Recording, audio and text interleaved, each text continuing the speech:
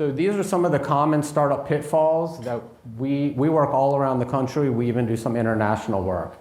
And these are the most common pitfalls that we see, and that is, A, overbuilding the facility, sort of having this mentality of, if you build it, they will come, and when they don't, then you have a really expensive facility and a lot of overhead, and it's really, really hard to recover from that. So we make sure that we are right-sizing your facility.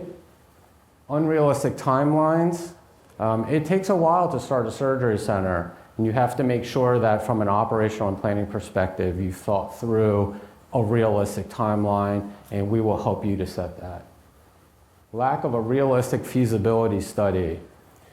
This is a big one because a lot of times you overestimate the types of cases and the volume of cases that will be done in your ASC. And the result of that is that you end up with an unrealistic feasibility study where you are projecting a certain amount of revenue, and when you don't achieve that revenue, boy, you're starting your whole project kind of digging yourself out of that hole. Lack of stakeholder engagement. You would be surprised how many projects we get involved in where the physicians invest in the surgery center, and then we can't get them to a board meeting, we can't get them to make critical decisions.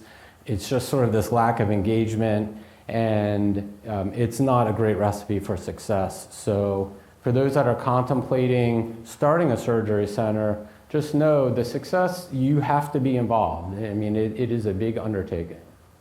And then the last piece is the undercapitalization of the project.